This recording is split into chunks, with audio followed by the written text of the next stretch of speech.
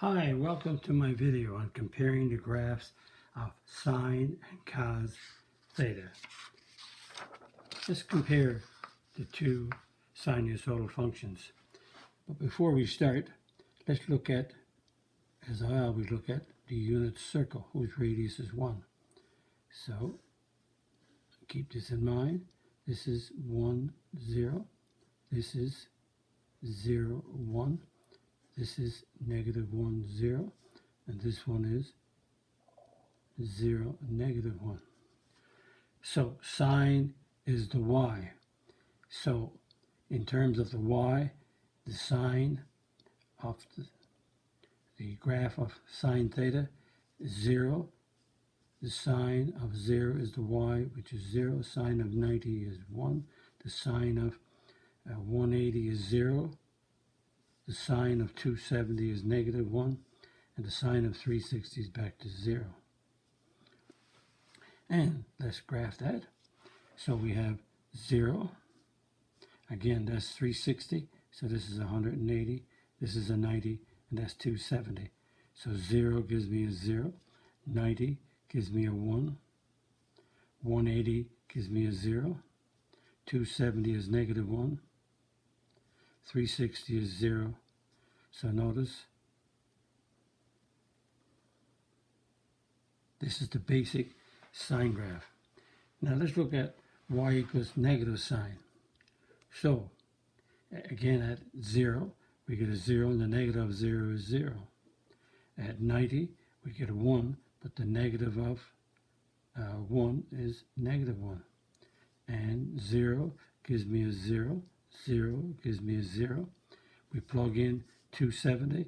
The sine of 270 is negative 1. The negative of a negative is positive. So it's changing.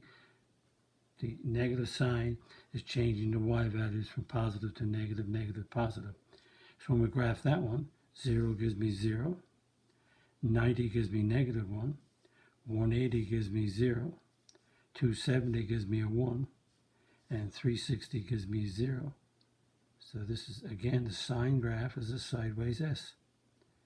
And the sine graph, notice, has 3 points. The sine graph starts on the sinusoidal axis. X is in the middle. And as axis of symmetry, sinusoidal x splits it in half.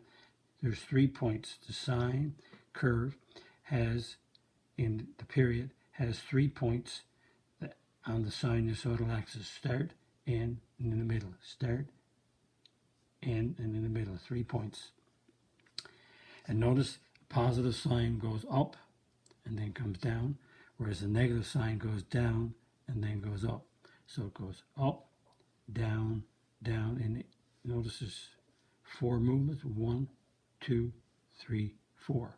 4 movements. 1, 2, 3, 4. Now the cos is the x.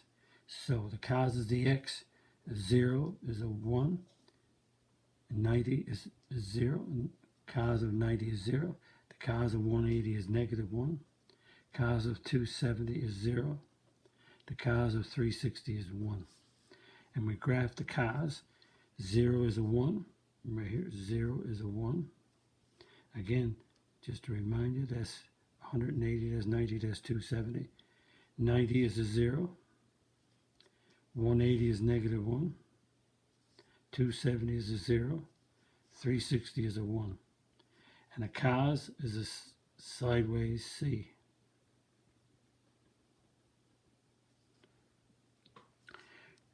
Okay, let's go on to negative cos. So negative cos is changing this sign here. So that's 1, so that becomes negative 1. That's a 0, we get a 0. The negative of 0 is 0. And negative 1 will give me a 1. 0 will give me a 0. 1 will give me negative 1. Again, if you put 0 in here, the cos of 0 is 1, so that's the negative of 1, negative 1. The cos of 180 is negative 1. The negative of a negative 1 is 1. So it's changing these signs. And the graph, 0 is a negative 1. 90 is a 0. 180 is 1. 270 is a 0. 360 is negative 1. And that's 180. That's 9270. Again, cos graph is a sideways C. So notice that cos is positive, starts at the highest point and comes down. When cos is negative, it starts at the lowest point on the curve and goes up. But let's compare too. The sine graph is 3 points on the sinusoidal.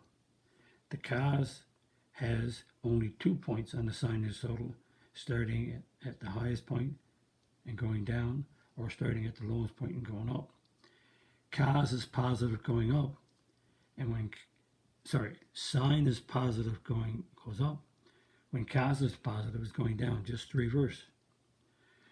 Sine negative goes down, cos negative goes up. So I know what sine is doing. So I know that these are opposites. So sine positive goes up, cos positive goes down. Sine is negative going down, so cos is negative, it goes up.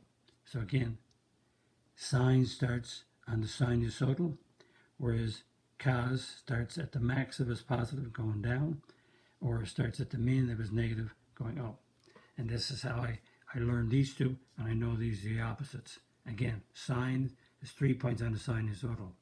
Cos, sideways C, starts at the max if it's positive and going down, and if it's negative, starts at the minimum point and goes up.